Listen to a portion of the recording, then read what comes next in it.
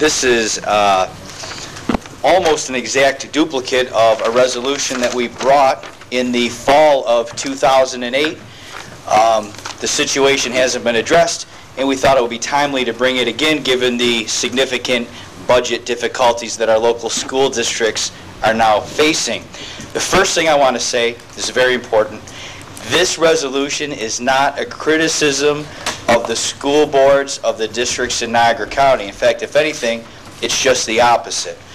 And that's because we've seen an unprecedented decrease in state aid to our local school districts. But as we know, with the parameters that are established by state statute, which control the level of funding for school districts and contingency budgets, the school boards have very little autonomy to actually reduce their spending.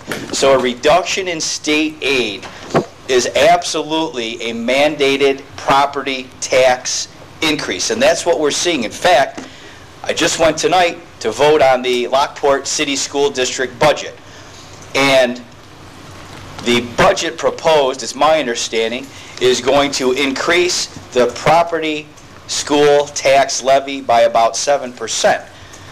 However, the contingency budget really isn't a lot different than the proposed budget, and I believe that's because of the parameters that I just talked about. So the taxpayers aren't being afforded a lot of latitude when it comes to determining their rate of taxes that they are paying for their school districts. Now, those school districts that didn't see a significant increase this year, I can assure you that it is coming. Those school districts that didn't see an increase were forced to use fund balances and reserves because, as I said, the reduction in state aid was absolutely unprecedented. But this is what is so frustrating about knowing that I am about to see a significant increase in my school property taxes. The frustrating thing is that in 2008, there was a commission that was established by the governor, the New York State Commission on Property Tax Relief. It was chaired by Nassau County Executive Tom Suozzi. And as you remember, Mr. Chairman, we sent members from the legislature, including myself and Legislator McNulty, to provide testimony to this commission. And the commission issued a report, and the report recommended a school property tax cap. Personally, I thought the tax cap could have been a little bit more stringent than it was, but a cap is a cap, and it's a start. And in August of 2008, the New York State Senate actually passed a school tax levy cap, and that was Senate Bill 8736. At that point in time, the Senate was under a Republican majority. Our local senator, Senator Maziarz, voted to support the property school tax cap. However, as we all now know, as we're facing these budgets, we now know that the Democratic-controlled Assembly did not follow through, did not offer or sponsor or pass a property tax cap or any type of school property tax relief. And why is that important? Because, as we know, school taxes comprise the majority of the Niagara County tax burden. That is a fact.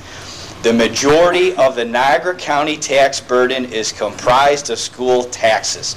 Personally, my school taxes are going to exceed about $3,000 this year. My county tax is about $1,000, and my town assessments are about $500.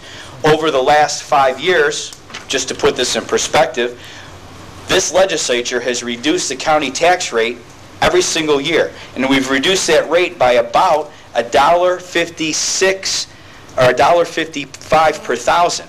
It's my understanding that the Lockport School District is about to increase school property taxes by $1.56 per thousand. So everything that we've worked at over the last several years to try to reduce the county tax burden has been essentially, in the town of Lockport, has been eliminated. And that's the perspective, because school taxes are such a large part of our tax burden. That is why they're important. It's important to talk about it. And we're simply asking the Assembly, we're asking Assemblywoman Del Monte to support or sponsor some type of school property tax relief, to follow the lead of the Senate. Now, I don't even know if this would pass the Senate again. We had the opportunity. The opportunity was in the fall of 2008 when the Senate passed property tax cap relief. So, you know, we're going to ask for it again. It's important. Thank you.